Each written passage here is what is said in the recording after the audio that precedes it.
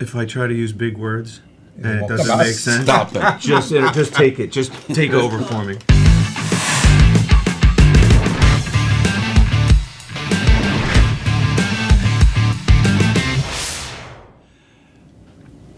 I love the scene with Richard Dreyfuss. Just watching him work was fantastic. Richard Dreyfuss was taped to a chair and had to play a scene taped to a chair. And we smacked him around, and we got to say all the funny lines and really wind him up. And to watch his side of it and see him get his feet under himself and become this, he just took control of it. Mm-hmm. And all of a sudden, I was like, oh man, that's Richard Dreyfuss. So it was it was exciting, right? Yeah. It was fun to just work with him. This cast just came together in the last couple of months of pre-production, and it's not like someone said, okay, you're going to have 15 big movie star actors that have worked for 30 and 40 years, and it was like Christmas. Every week or every 4 or 5 days or every 10 days, someone showed up that was a completely different character, and they might have worked a day or they might have worked 3 or 4 days, but everybody who showed up, James Remar, Julian McMahon, Rebecca Pidgeon, everybody just came in. Mm-hmm. We handed them the bat, and they stood up the plate and hit the ball out of the park, and it was just great. Did you have any idea going in that this was going to be a sort of a fun comedy? I didn't. I had no clue. I knew one thing. I had worked with Mary Louise before, and I knew that part of it and her relationship with Frank, which I thought was very well realized on the page and ideally cast. I thought that could be quite funny. The rest I wasn't sure about. Well, I know Mary Louise is a master at dry humor. I mean, the absolute driest humor. She just... But I had a clue about her, but none of the rest of it. I thought this was a much more serious, and everybody's coming back and saying, "Oh, that movie was so much fun." Mm-hmm. Really? Yeah, but because also I think the concept, to me, it's a kind of no-brainer concept. Retired, extremely dangerous. And then the people in it, and you just sort of go, yeah, okay, I get it. I did think there were very funny things in the script.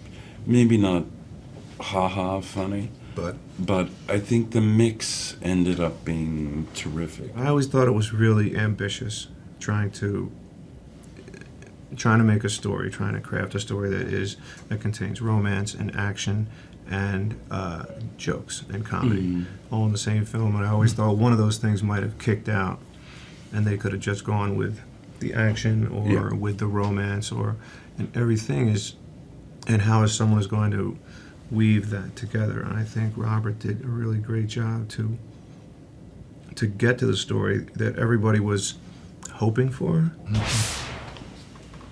The most exciting thing about working with Helen Mirren is working with Helen Mirren. Yeah, absolutely. Yes. Just seeing her show up. Yeah. Enough excitement. Makes you want to go have a lay down. I don't know how to make that clear to you, what it means to have somebody like Helen Mirren walk into your set, and you're going to get to dance with her. Mm-hmm. We've all watched her dance with other actors. It was like, oh my God, just one time, Still starstruck. Still Me too. have that secret star thing that I just want to. It's and people are surprised to hear you say that. It really is, as if we have seen The Big Fire, but so charming. Helen Mirren, so charming, and funny. And every person who came in, Brian Cox, Julian McMahon, terrific, James Remar, Ernest Borgnine, everybody was, Mary Louise Parker, you guys, funny and bring stuff, and it's it was a really fun day at work. All the days that I worked on this film were really fun. In some book that tells you here's what you're supposed to do as an actor, that you're supposed to give it up. You're supposed to just put it all out there and let someone else comment on your performance and make the choices. And I can tell you now, John, after we did Red, I went and did a small part in a film called Catch 44. And it was the first time I share it with you and share it with AOL, all your listeners, and everyone at home tuning in right now. I had a Speedo on. I've never worn a Speedo in my life. I'm 55 years old. I've never worn a Speedo. And it was a whole day of trying to be talked into wearing this Speedo, and I had gained a little weight.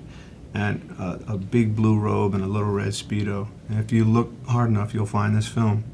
If you look hard enough. It's because of you, buddy. Thank you for your bravery of saying, just get out there and give it all to them. And I saw people after a couple takes just standing there shocked in horror. And I will be shocked in horror too, as everyone will be when they see me in a little red Speedo.